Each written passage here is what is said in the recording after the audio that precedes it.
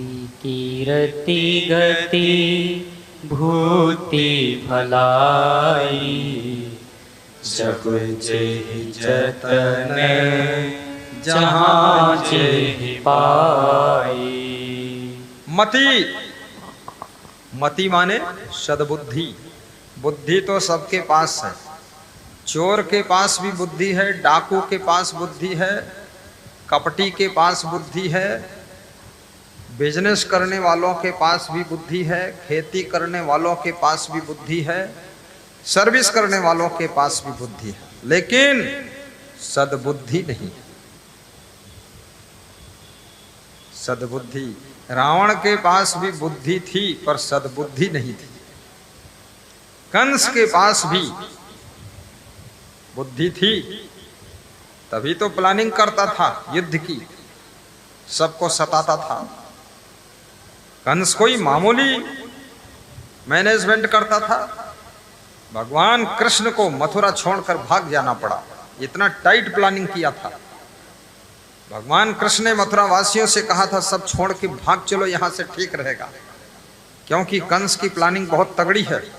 और उसका जो ससुर है बिहार का मगध सम्राट जरासंध, बिहार का आदमी तो आज भी मारपीट करे आगे। इधर बिहार वाले साधु सब खुश हैं कि हम हैं बिहार वाले। एक साधु से कुछ गलती हुई तो मैं भी बैठा था, किसी ने बताया ऐसी गलती हुई, तो बिहार का साधु बैठा था, तो हम तो कुछ नहीं बोले, तो बिहार का साधु बोला हमका तुम बताओ, नहीं नहीं हम कूट देते थे। तो हमने कहा तुम क्यों कूट दोगे, जब हम हैं क्षमा भी तो करना है, कुटम कुटाई थोड़े करना है।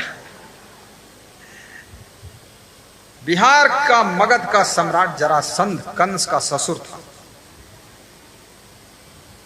उसने जब चढ़ाई किया है, भगवान कृष्ण बहुत बुद्धिमान थे।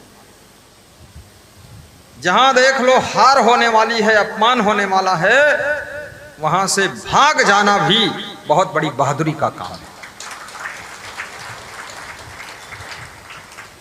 गुजरात में कृष्ण भगवान की पूजा होती है, उनका नाम गुजरात में क्या है आपको पता है? रणछोड़ भगवान। क्या नाम? रणछोड़ भगवान।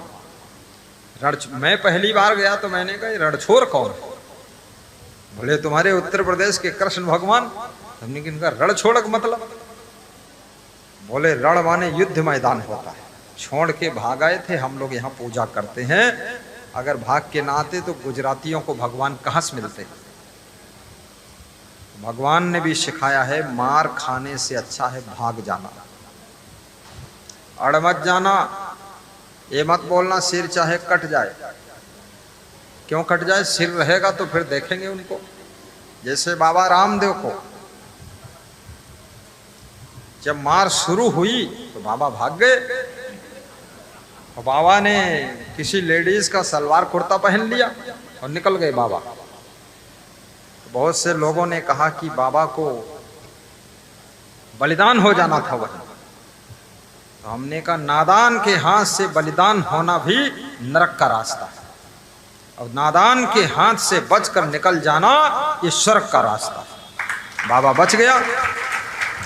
नादान के हाथ क्यों बलिदान हो? बाबा बच गया। और बाबा बचा, क्या किया बाबा ने? बाबा ने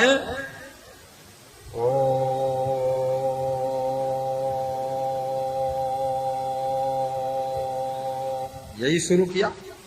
लोग समझ नहीं पाए ये कौन शंखनाद हो रहा है। महाभारत में जैसे शंखनाद होता था,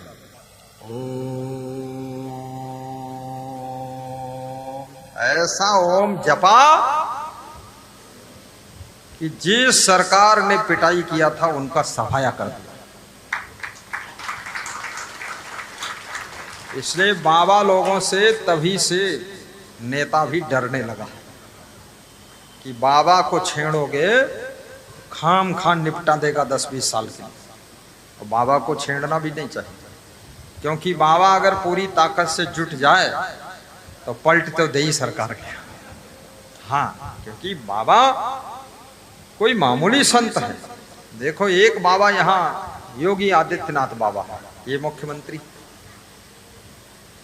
पूरे देश के अंदर इसको सब जानते हैं और इसको डरते इतना है, सड़क पर डर लगा है कि अगर किसी से लड़ाई करो तो पिटाई बहुत हो, किसी लड़की को छुओ तो समझ लो 66,000 वोल्ट बिजली करंट मार। तो बाबा ने इतनी खौफ पैदा कर दी है और इतना साहसी है, उसको ये डर नहीं है कि सीएम नहीं रहूंगा तो हमको लोग मार डालेंगे, यह नहीं डर। वो सोचता है हम कल मरना तो आज ही मर जाइए, लेकिन जिन जौन सबका मारे तो उनका मार तब मरे। हाँ, 8400 एनकाउंटर कर दिया बाबा जी ने। और एक रामदेव बाबा है। तो मैं क्या समझाना चाहता हूं कि कहीं आपको जान का खतरा दिखाई दे तो भाग करके भी अपने प्राणों की रक्षा करना, उसको आत्मरक्षा कहते हैं। क्या कहते हैं? आत्मरक्षा करना। और कोशिश ये करना कि लड़ाई झगड़ा किसी से ना हो तो अच्छा है। गम खा लेना, समता ले लेना, थोड़ा नुकसान सह लेना, थोड़ा दब जाना, थोड़ा विनम्र हो जाना, थोड़ा लोगों को धन्यवाद दे देना कि भाई साहब आपके सहारे हम भी। लेकिन जब झगड़े बढ़ते हैं, लक्ष्मण को जब क्रोध आया सुग्रीव के ऊपर, तो राम ने लक्ष्मण को समझाया कि लक्ष्मण शांत रहो। लक्ष्मण ने कहा आपने बाली का वध किया और मैं सुग्रीव का वध कर दूंगा, क्योंकि ये लौट के आया ही नहीं, बहुत स्वार्थी है। तो राम ने बहुत अच्छी बात कही। राम बहुत बुद्धिमान थे, विवेकवान थे और होशियार थे। और लक्ष्मण थोड़ा गुस्सैल थे और गुस्सा में हमेशा गलत डिसीजन होता है, क्रोध में गलत फैसला होगा ही। जिन्होंने क्रोध में गलत फैसला लिया है वो फैसला पूरी जिंदगी भर उनको दुख देता है। इसलिए किसी नारी को भी क्रोध में फैसला नहीं लेना चाहिए। गुस्सा में आकर के ससुराल से गठरी बांधकर मायके भागना नहीं चाहिए। साधु को भी गुस्सा में आकर के लंगोटा लेकर कोई दूसरी तरफ भागना नहीं चाहिए, क्योंकि अगर भाग जाओगे और वो सीट किसी दूसरे ने ज्वाइन कर ली तो तुम क्या करोगे फिर? अपनी सीट क्यों छोड़ रहे हो?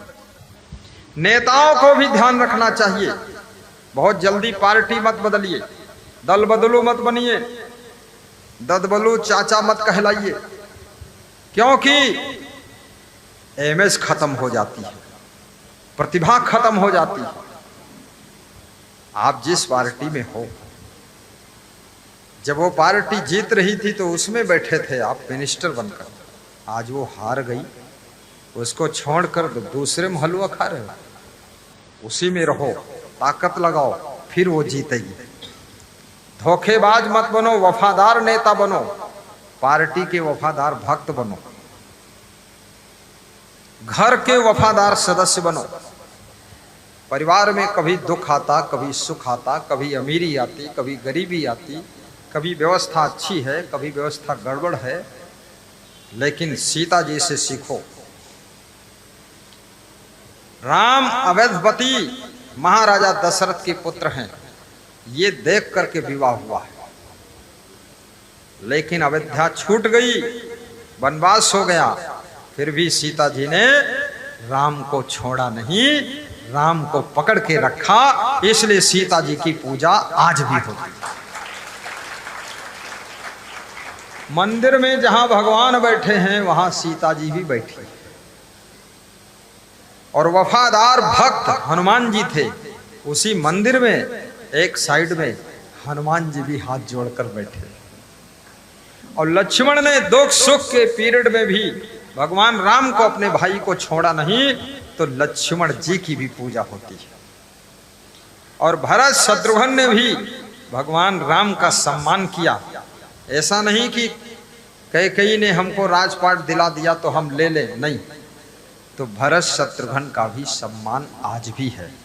याद रखना, जो प्रेम से भरा है वही भरत है, जिसका मन लक्ष्य में डूबा है वही लक्ष्मण है, और जो काम क्रोध लोभ मोह के शत्रुओं का हनन करता वही शत्रुघ्न है, जो आत्मा के रूप में घट घट में रमा हुआ है वही राम भगवान है, वही राम भगवान है। जय। और जो मान अपमान सम्मान अभिमान का हनन कर देता है, जिसके अंदर न सम्मान की ख्वाहिश है, न अपमान का दुख है, और ना तो अभिमान मन के अंदर है, उसी का नाम हनुमान है।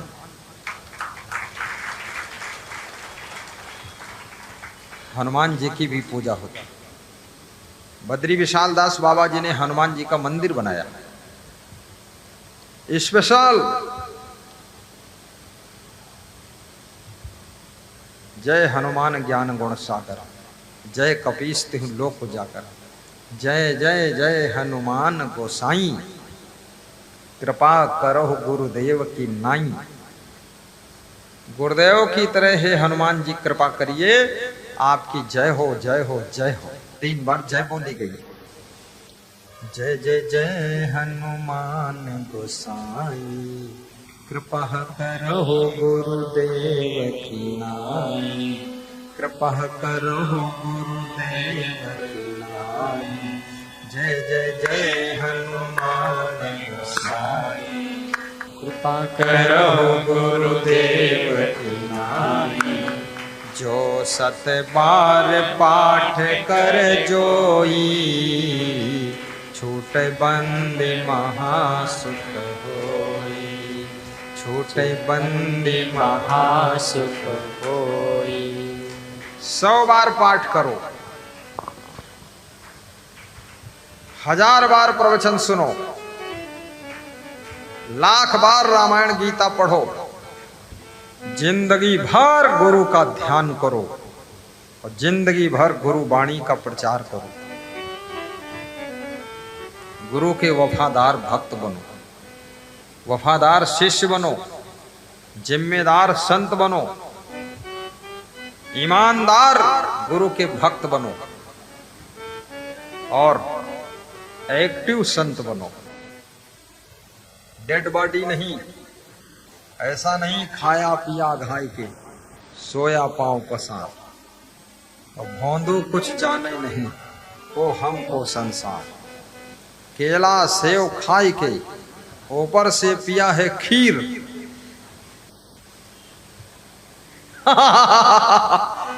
और गद्दा लिया बिछाए, रजाई ओढ़ के ढूंढ रहा तकदीर, ढूंढ रहा तकदीर।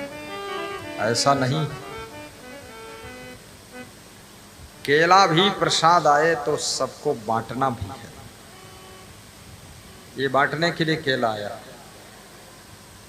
और भक्त को आना चाहिए तो गुरु के लिए कुछ भेंट लाना चाहिए, सत्संग के लिए प्रसाद भी लाना चाहिए। गुरु वैद्य और ज्योतिषी, देव मित्र बड़राज, इन्हीं भेंट बिनु जो मिले, होय न पूर्ण काज। कितना सुंदर है। गुरु वैद्य और ज्योतिषी, देव मित्र बड़राज, इन्हीं भेंट बिन जो मिले, होय न पूर्ण काज।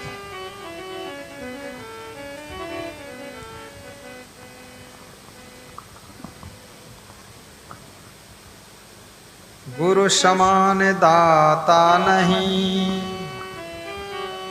याचक शेष समान, 3 लोक की संपदा, सो गुरु दीन की दान। शेष जो कुछ गुरु को देता है वो सब नाशवान है, चाहे फल हो कपड़ा हो, पैसा हो, सामान हो, सब नाशवान है। नाशवान तन सेवा तुम्हारी, बोध अनासी चीज, करो गुरु भक्ति रोग मन छीजे, करो गुरु भक्ति। डायरी चल रही है, अपना अपना नाम लिखना। ये डायरी भंडार में जाती है, उसी के अनुसार भंडारा बढ़ाया जाता है। फटाफट नोट करना, फिर इसी डायरी के नंबर से आपको न्योता मिलेगा। कोई ये मत सोचना डायरी में नाम निकाल रहे हैं, कहीं रुपया न मांगे। हाँ, रुपया कोई न मांगे। सब डायरी में अपना नाम, पता, मोबाइल नंबर लिखते जाना और फटाफट बढ़ाते जाना। सदगुरु विशाल देव कहते हैं कि हे गुरुदेव, आपकी जो हम सेवा कर रहे हैं, आपके नासवान शरीर की सेवा कर रहे हैं, और आपके शरीर की व्यवस्था के लिए जो कुछ हम दे रहे हैं, हे मेरे गुरुवर रघुवर देव महाराज, वो सब नाशवान है। लेकिन आपने जो हमको दिया है वो अमर, अजर, अविनाशी आत्मा का ज्ञान दिया है। मैंने तो नाशवान चीज दिया है, आपने अविनाशी ज्ञान दिया। बोलिए सदगुरु ज्ञान दाता की जय। शिष्य भी गुरु को देता है, सेवा करता है, लेकिन गुरु भी शिष्य को देता है। गुरु जो देता है वो मार्केट में नहीं मिलता है, और शिष्य जो देता है वो सब मार्केट में मिलता है। इसलिए याद रखना, गुरु समान दाता नहीं, गुरु के समान कोई दाता नहीं। जब विवेकानंद को उनके गुरु परमहंस रामकृष्ण ने ज्ञान दिया, विवेकानंद ध्यान में डूब गए। गुरु ने विवेकानंद से कहा कि विवेकानंद, मैंने ज्ञान इसलिए नहीं दिया था कि तुम आंख मूंद कर बैठो, मैंने ज्ञान इसलिए दिया था जिनके ज्ञान के नेत्र बंद हैं, उनकी ज्ञान की आंखें खोलने के लिए मैंने तुझको ज्ञान दिया था, और तू खुद ही आंखें मूंद के बैठ गया है, तो लोगों की आंखें कैसे खोलेगा। तब विवेकानंद उठकर खड़े हुए, दंडवत प्रणाम किया, पैर छुआ अपने गुरु के, आशीर्वाद लिया, और देश विदेश में जाकर ज्ञान का प्रचार प्रसार किया। विश्व में अमेरिका सबसे बड़ा देश है, वहां विश्व धर्म सम्मेलन था शिकागो में। शिकागो ऐसे है जैसे उत्तर प्रदेश, कैलिफोर्निया ऐसे है जैसे मध्य प्रदेश, स्टेट के नाम है। शिकागो के सम्मेलन में शामिल हुई। भारत देश का संत विश्व धर्म सम्मेलन में प्रथम स्थान लेकर आता है और भारत का नाम ऊंचा कर देता है। वो संत का नाम स्वामी विवेकानंद था। देश विदेश से जितना उनको दान मिला उसके हॉस्पिटल बनाया उन्होंने। लखनऊ में भी विवेकानंद हॉस्पिटल है कि नहीं है, निराला नगर में, और इतना मजबूत बनाया है, वो 100 साल हो गया, अभी उसमें कुछ टूटा ही नहीं। सोचिए, विदेश से दान ला करके अपने देश में हमारे आपके लिए हॉस्पिटल बनाकर खड़ा किया कि मन की दवाई तो सत्संग है, लेकिन शरीर की दवाई ये हॉस्पिटल है। विवेकानंद की करुणा है।